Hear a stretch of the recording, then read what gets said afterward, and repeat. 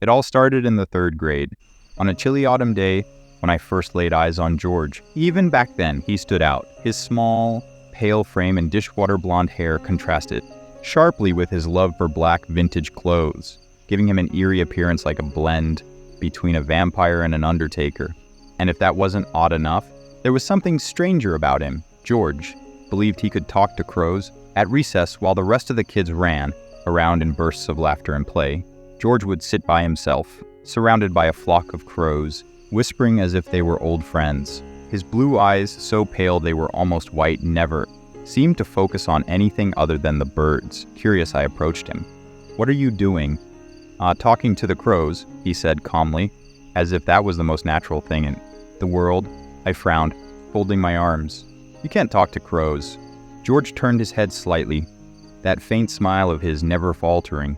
"Most people can't, but I can." I didn't believe him. Of course, who would? But something about his quiet confidence made me want to know more. How? He explained that crows were intelligent creatures, capable of complex communication. They had their own language, jokes, even names for each other. George claimed he could understand them, and more shockingly, that they could understand him. Skeptical, I pointed to one of the birds nearby. "What's that one saying?" He gestured toward a particularly grumpy-looking crow. "That's Percival, he's mad, because Diana stole the caterpillar he was eyeing." I stared at George, half expecting him to burst into laughter and admit it was all a joke. But he didn't. Instead, he pointed to another bird. "That's Enoch. He's an elder. He's watching you, trying to figure out if you're a friend or foe." I turned to look at Enoch. Sure enough, the bird was eyeing me with an unsettling intensity. It was the first time I'd ever seen an animal, especially a crow, exude such human-like curiosity. I sat down next to George, still unsure if he was just messing with me or if he really believed all this. "I'm Maria," I said, offering a tentative smile. That's how our friendship began. Two misfits in a small town, one talking to crows, and the other, well, fascinated by him. As the years passed, I realized George wasn't just some quirky kid with a strange imagination. He genuinely had a connection with these birds. He knew each crow by name and could predict their behavior with an eerie precision. He would bring them snacks, peanuts, eggs, shiny things, and they would bring him gifts in return, like coins or bottle caps. The crows adored him, and in return, he loved them back. When Enoch died, George and I held a small funeral in the backyard where George sobbed openly as the crows circled overhead, almost as if they were mourning too. By this time, I was living with my grandparents, while my parents dealt with a messy divorce. In this small, mostly white town, I felt like an outsider, a half-Mexican girl, in a place that saw me as foreign. But George, with his odd ways and his crows, made me feel like I belonged somewhere. We were both outcasts, but together, we found solace in each other's company. One evening, George was over for dinner, and my grandmother noticed a few crows pecking at the window, trying to get his attention. She shot him a nervous look. "Why are they doing that?" Without missing a beat, George replied, "Crows remember human faces. They know who their friends are." My grandfather, always the joker, chuckled. "What about the people who aren't nice to them?" George's expression darkened slightly. "They remember those people too, and they tell the others. Crows don't forgive easily." It was one of those moments where my grandpa's laughter faded quickly, replaced by a quiet unease. George wasn't joking. I had no doubt the crows had their own little system of justice. Eventually, they started following me too. At first, it was just a few, trailing me whenever I left the house. I mentioned it to George one day, and his face lit up with that rare, wide grin of his. "They know you're my friend," he said proudly. "You're a part of the murder now." At first, it was unsettling. I didn't exactly love the idea of being followed by a murder of crows, but over time, I grew used to it. After all, George trusted them, and I trusted George. We grew older, but nothing really changed between us. George remained my closest friend, and the crows? Well, they were always there, a silent, watchful presence in the background of our lives. Looking back, George's relationship with the crows wasn't just about talking to them. It was about finding connection, where most people couldn't. In a world that often felt cold and distant, George found warmth in the black-feathered creatures that others overlooked. And somehow, through our bond, I found that same warmth too. It was strange, surreal even, but to George, It was simply the way things were, and to me it became the most real thing. In an otherwise hazy, restless life, there's one event that stands out vividly in my mind, one that happened before everything fell apart. It was right after I got my driver's license and inherited my grandma's old blue sedan. I was driving into town when I saw George. It wasn't unusual to see him walking along the local roads, but this time was different. He wasn't walking. He was standing along the highway in that thin strip of grass between the forest and the asphalt, staring intently at the ground. Something felt off. I pulled over, got out of the car, and walked over to him. "George, you okay?" I asked. Without looking up, he muttered, "Hi, Maria. You're just in time for the feast." Confused, I followed his gaze and immediately wished I hadn't. A deer lay in the grass, its side torn open, intestines spilling out onto the dirt, blood pooled around it, and the crows were there, pecking at its exposed flesh, pulling bits of muscle and tissue, some drinking the congealing blood. The worst part, the deer was still alive. It gasped for breath, its chest heaving weakly, its wide, glassy eyes blinking in helpless agony. It was being eaten alive. I froze, horrified, feeling helpless but unable to look away. My heart pounded, and the urge to put the creature out of its misery welled up in me, but I didn't know how. I was terrified. Then I noticed George was holding something. In his hands was a baby crow, all white, its feathers pure as snow, an oddity in a sea of black. He was feeding the tiny bird a piece of the deer's flesh, staining the crow's pink beak with blood. "This is Lux," he said calmly, like he wasn't standing in the middle of a nightmare. The others rejected her, because she looks different. I'm taking care of her, though. One day, I'll introduce her to the murder. Numb, I nodded, my mind spinning. I backed away, got into my car, and drove off, trying to push the image of that poor deer out of my head. Crows are scavengers, I told myself. It was just nature, the circle of life. But even then, I knew deep down that something about the scene was wrong. Still, that incident seemed like nothing compared to what came after. The real trouble started when George began dating Kate. They met at some upscale event, the type of thing only rich people get invited to, and they hit it off. I was probably the only one who found it unsettling that a 22-year-old woman was dating a high schooler. Everyone brushed it off with comments, like, "He'll be 18 soon anyway." Kate was from the Oxford family, old New England money, with ties that went back to the Mayflower.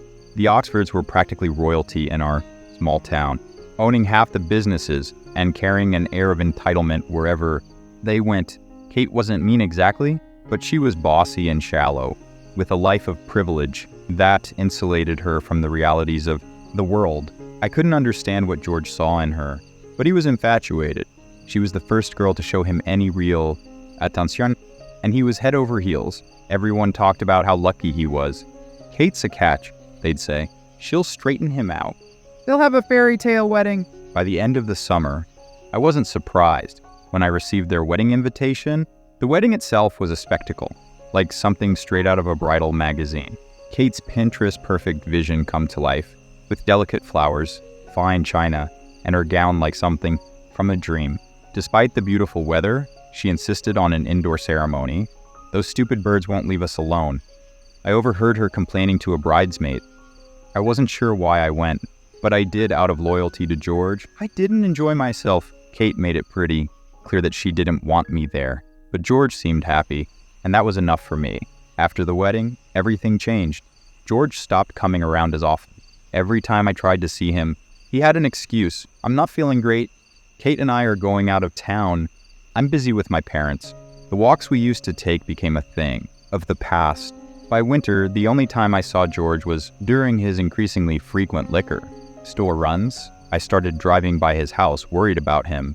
George and Kate had moved into one of the Oxford's many properties, a dilapidated Victorian mansion on the outskirts of town, miles away from their nearest neighbor. The house was old, with peeling white paint and green shutters that desperately needed repairing. Kate's shiny new Lexus looked out of place in the overgrown gravel driveway. But what struck me most was the crows. They were always there, dozens of them perched on the roof, scattered across the yard, or sitting silently in the trees surrounding the property. Their cawing would sometimes grow loud and insistent, but most of the time they just sat, watching, waiting. It was unsettling. Sometimes I would catch a glimpse of George through the window, a glass of wine in his hand, staring blankly at nothing. Despite the birds calling to him, despite me waving from my car, he never came outside. It was as if he was slowly fading away, swallowed by that decaying mansion and the life he now led. And the crows kept waiting, always waiting. As the damp and chilly spring continued, I knew I couldn't sit idly by any longer. When I saw George at the liquor store again, I rushed out of the restaurant to confront him. He looked awful. His pale skin had a sickly gray tint, and he had lost so much weight that his baggy sweatshirt seemed to swallow him. His eyes were hollow, and the scent of wine clung to his breath. He swayed slightly, barely aware of the crows, gathering around him like an ominous shadow. I couldn't help but bombard him with questions, asking, "Are you okay? Are you sick? Where have you been?" His responses were short and vague, almost as if he didn't fully understand what I was asking. But when I asked, "Why are you avoiding me?" his demeanor shifted. He went silent, turning his head away. "George," I pressed gently, suddenly feeling like I'd crossed some invisible line. "I'm not allowed to have female friends," he said abruptly. "Not allowed?" I repeated, shocked. "Says who?" "Kate," his voice was a hollow whisper. "It's not your fault, Maria. You've been great. I've been a bad husband. And Kate wanted to set boundaries. I just need more time. She'll come around. This is all my fault." I couldn't believe what I was hearing. Something was deeply wrong. This wasn't just about Kate being controlling. This felt like a ticking time bomb. "I have to go," he said quickly, glancing around nervously. "If she finds out I talked to you..." "Don't," I said urgently. George flinched at my tone, so I softened. "Please, George, we have to talk more. When can I see you again?" After a brief hesitation, he whispered, "The park. Tomorrow at 6 p.m., where no one can see us." "Deal," I said, trying to keep the desperation out of my voice. "Just be safe, George. Look after yourself, please." He didn't respond, just walked away with his wine, the crows trailing silently behind him like dark sentinels. The next evening, I waited on a bench in the far corner of the park, watching the sun dip below the horizon, painting the sky with fiery oranges that soon faded into deep blues. George arrived looking marginally better. At least he was steady on his feet this time. He wore oversized sunglasses, which seemed odd given the time of day, but I didn't question it right away. The crows had gathered again, watching us in their eerie, silent way. Lux, the white crow, fluttered down and nestled into George's arms. He stroked her feathers gently, his voice soft as he said, "She's doing so well now. The other crows just made her an elder. I'm so proud of her." I tried to ease into small talk, but it was like pulling teeth. George wasn't reading, wasn't drawing, wasn't doing anything that had once given him joy. He seemed lost. As the evening darkened, I finally asked why he was still wearing sunglasses. He hesitated, and then, almost apologetically, he said, "Please don't freak out." Slowly, he removed the sunglasses, revealing a massive bruise. It covered the left side of his face, a sickly purple blotch around his swollen, bloodshot eye. "Jesus Christ, George," I gasped. What happened to you?" He looked away, ashamed. "It's all my fault. One of Kate's friends saw us talking the other day, and Kate got upset. She didn't mean this. She promised it won't happen again." "Bullshit," I snapped. "Kate's got you locked in that mansion, George. She's controlling you. And now she's hurting you. You have to get out before she does something worse." A tear slipped down his bruised cheek, and he whispered, "I don't know what to do." I reached out and grabbed his hand, his skin cold to the touch. "You have to leave her. Get away as soon as you can." But George wasn't looking at me. His gaze had drifted to the crows, now numbering in the dozens, circling us like a dark, silent council. "I can't," he murmured. "She'll come after me. You don't know the Oxfords. They can find me anywhere. She'll kill me." I squeezed his hand tighter. "You have to try. I'll help you, George.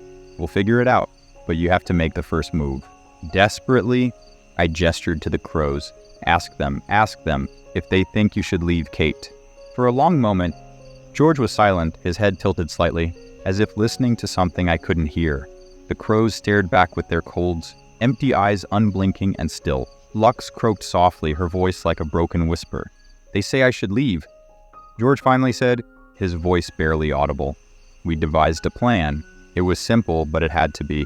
We'd wait until Kate was out of the house, and George would pack a few essentials and sneak out the back.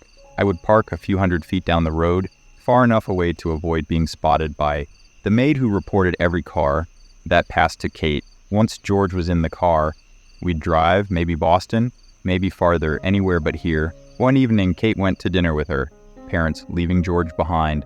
He told her he wasn't feeling well. That was our window. I parked my old sedan at our agreed-upon spot and sat on the hood, waiting for George to appear. The sky was overcast, the shadows growing darker as the night approached. It was still early spring, and the cold wind cut through my sweatshirt. A few crows perched on the roof of my car, their black eyes reflecting the fading light. They seemed to be waiting for George, too. My heart was racing. As I sat on the hood of my car, nerves twisting my stomach in knots, every rustle of the wind or movement in the shadows made me jump. The woods around me felt oppressive, their dark branches reaching like fingers toward the small, fragile space I occupied. I wasn't just scared of being caught by Kate or anyone else. I was terrified of the magnitude of what I was doing. Running off with George, leaving behind my grandparents, my job, my college, everything I had ever known. It seemed like madness. But George wasn't just some guy. He was the kindest person I had ever met, with a tenderness for things others found grotesque or scary. Where others might shy away from death, George embraced it with a fascination and reverence that had always set him apart. He loved the strange and the forgotten, the mushrooms sprouting in damp forests, and the bones left behind in the woods, and he could talk to crows. Thinking of the version of George though I had once known, sweet, curious, gentle, against the broken, bruised figure I now saw haunted me. How had I never seen the cage he was living in? How had I missed the bars that trapped him inside that mansion, suffocating him with abuse and isolation? I had to help him. I couldn't abandon him now.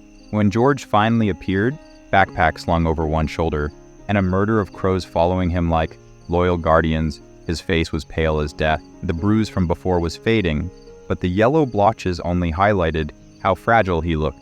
He was shaking. "Are you okay, George?" I asked, terrified. He admitted, "But okay."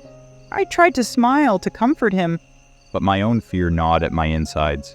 "So am I, let's go." We were just about to get in the car when the sound of screeching tires shattered the quiet. A sleek Lexus swerved into view, barely missing my car. The crows scattered, their frantic wings beating the air. I barely had time to process what was happening before Kate's shriek pierced the air. She was home early. For a moment, as Kate sat in her car screaming obscenities, I almost felt sorry for her. From her point of view, she had just found her husband about to flee with another woman, backpack in hand. To her, it must have seemed like the ultimate betrayal. But any sympathy I had evaporated when she threw her designer handbag at George, striking him squarely in the forehead. His frail body crumpled to the ground. In an instant, Kate was out of the car, launching herself at George. She pinned him down, raining blow after blow on his face and arms. Her voice was a furious mix of slurs and accusations, calling George a cheating bastard and me a Mexican whore. George's voice, weak and desperate, could barely be heard over Kate's rage. He sobbed, mumbling apologies, as if somehow he deserved this. I leapt toward her, trying to pull her off, but I was met with a sharp elbow to the face. Pain exploded through my nose, and I staggered backward, blood gushing from my crushed nose and down my throat, making me gag. Through the haze of pain, I could still hear Kate's screams, unrelenting, vicious, and violent. George's sobs were quieter now, fading into pitiful whimpers. Kate wasn't the composed heiress anymore. She was a wild animal, her face twisted into something unrecognizable, a snarling beast that was intent on destroying George. I knew, without a doubt, that if she didn't stop, she would kill him. I wanted to get up, to fight her off, but I was frozen. Blood poured from my nose, the metallic taste making me nauseous. My body pulsed with pain, and I felt utterly powerless. Then I saw them, the crows. Dozens, maybe hundreds. Their dark bodies forming a vortex in the sky above us.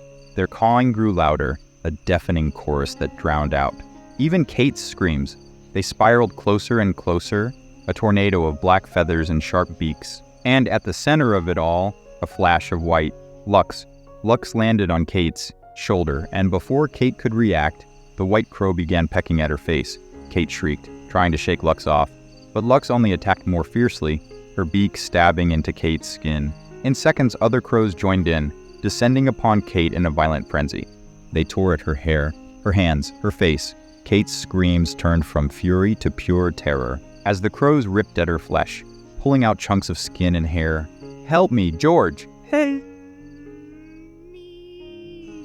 Kate's voice was barely audible over the crow's cacophony, her words lost in the storm of wings and claws. The crows were relentless, their beaks shredding her, her body disappearing beneath the mass of black feathers. I turned to George, who had managed to stand, though he looked paralyzed, his face as pale as the bruise on his skin. His wide eyes reflected the swirling mass of crows, and I could see that this was beyond his control. The crows weren't listening to him. They were avenging him. "George!" I screamed, grabbing his hand. He didn't move, didn't blink. "George, we have to go, now!" At last, my words broke through, and he snapped out of his trance. We ran, leaving everything behind, including George's backpack. I shoved him into the car, and without looking back, I floored the gas pedal. The crow's deafening cries faded into the distance as we sped away, the tires squealing. As we tore down the road, we didn't stop until we were deep into town, far from the mansion, far from the crows, and far from Kate's blood-curdling screams. I pulled into an empty parking lot, and for a few moments, we sat in silence, panting, trying to catch our breath. Then we called 911. George and I never saw what was left of Kate after that night. We spent the following hours in the hospital, and the Oxfords arranged a closed casket funeral. All I knew came from overhearing my grandpa's conversation with a friend on the police force. Apparently, the police had only been able to identify Kate by her driver's license, found near her body in the road. The local paper labeled her death as a possible bear attack, but rumors spread quickly. Everyone knew the truth. It was George's crows. After George was discharged from the hospital, he stayed at my grandparents' house. We didn't sleep. Instead, we stayed up talking, the weight of everything still hanging over us. At around midnight, Lux appeared, tapping at the window. She had a gift. I should have been horrified seeing that white crow again, but I wasn't. I knew she wouldn't hurt me. None of them would. George opened the window, greeted Lux, and she hopped in, still stained with the reddish-brown remnants of blood. In her beak was a human finger, missing a nail but still adorned with a very familiar wedding ring. George smiled softly, thanked Lux, and tucked the finger into his pocket. There was something in his eyes that had changed. He looked lighter, almost relieved. It was as if the weight of Kate had finally lifted off him. Whether it was the finality of her death or the loyalty of the crows, I wasn't sure, but it didn't matter. I was just glad to have him back. I never asked George what he did with the finger. Despite how much I cared for him, there were some things I didn't need to know. That was over a year ago. Now George and I are both attending college in Boston. I live in an apartment near campus. While George commutes, the people in town still avoid him, though for different reasons now. They cross the street when they see him coming. Waiters rush to correct any mistakes with his order, and parents pull their children away if they wander too close. But I don't think they fear George himself. They fear the crows. The crows still follow him. Everywhere he goes, they're there, watching, guarding. Whenever I visit, they follow me too. Strangely, I've grown to appreciate their presence. I feel safer with them around. Sometimes, I ask George why he doesn't leave town. Why not move somewhere far away, where people don't know his name or the dark history that clings to him? But he always refuses. He won't leave the crows behind. I love my son. This isn't a rant about wishing he was never born. No, I love him unconditionally, but sometimes I hate that this is our life. My son is only 6, full of energy, laughter, and curiosity. But there's a shadow over our happiness, a darkness that neither of us asked for. And as much as I want to protect him from this world, I can't shield him from what's inside him. It's terrifying to think of what awaits him as he grows older. Everything about his existence breaks my heart. And as his mother, I witness every tear he hides, every time he feels small, and every moment he feels the world turn its back on him, all because of something neither of us can control. Before my son was born, we were a typical family, God-fearing, church-going with a community that I thought would always stand by us. But as my son's disability became more apparent, when he turned 5, the church made it clear they didn't want us there, an abomination to God. They said. It was then that I realized our lives had changed forever. I wasn't just losing my community, I was losing the safety net that had held me up for years. But the greatest betrayal came from the man I thought would always stand by us, my husband. He never said it out loud, but his feelings were clear. The way he looked at our son, like he was a burden he couldn't bear. I could see the resentment in his eyes, in the way he avoided us, the sighs of frustration, the distance that grew between us day by day. Then came the excuses, the late nights at work, the weekends away. I believed him at first. I thought maybe he needed space to deal with our son's struggles, but the truth was something else entirely. When he didn't come home one night, until dawn I confronted him. He didn't deny the affair, he didn't even apologize. He just looked at me, shrugged, and said, "I can't do this anymore." That was a year ago. I could get over the failed marriage, but my son, he still asks, when his daddy is coming home, if his daddy still loves him, and I don't have the heart to tell him the truth. You see, my son's disability isn't something anyone could prepare for. It's not a physical illness or something doctors could diagnose. No, growing from his back is the twisted, grotesque remnant of what was once his twin brother, alive, speaking, and pure evil. We call him Eli. Eli's face is distorted, his sneer never fades, and his eyes, God, his eyes, they gleam with a malevolent intelligence that chills me to the core. He whispers into my son's ear, poisoning his mind, planting doubt and fear. Eli is more than a burden. He's a curse. As my son grows, so does Eli. What started as a small, twisted growth has now become a monstrous presence. Eli's limbs are pushing out further, his body expanding, his features becoming more sinister. And as Eli grows stronger, my son weakens, his posture bends under the weight, his steps become labored, each one a struggle. And Eli, he clings tighter, whispering louder, as if beating off my son's pain and fear. One night I woke to the sound of shuffling, footsteps echoing through the house. My heart raced. I thought someone had broken in. Gripped by dread, I tiptoed down the hallway to my son's room, every step filling me with terror. When I opened the door, my breath caught in my throat. My son was lying on the bed, pale, fragile, barely clinging to life. His breaths were shallow, and his once vibrant eyes were dim. But Eli was gone. For the first time in years, that grotesque presence wasn't there. I rushed to my son's side, cradling him in my arms, relief flooding through me. But it didn't last. A sound, a horrible, scratching sound, echoed from the hallway, the sound of claws scraping across the floorboards. I turned, and there, emerging from the darkness, was Eli. He dragged himself toward us with unnatural grace, his eyes locked on mine. With a sickening fluidity, Eli melded back into my son's body, their forms merging as one. My son gasped, his eyes wide with terror, and I knew then that this nightmare was far from over. In the weeks that followed, my son changed. He wasn't himself anymore. It was as if he was losing control, his body growing weaker. While Eli thrived, the whispers in the night became louder. The darkness around us grew heavier. One night I awoke to find my son standing over me, his vacant eyes piercing through the darkness. At first I thought he was sleepwalking.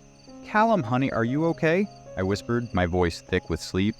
But he didn't respond. Slowly his head turned toward me, and in the faint light from the hallway, I saw it, an unsettling smile creeping across his face. I reached out to him, but he didn't move.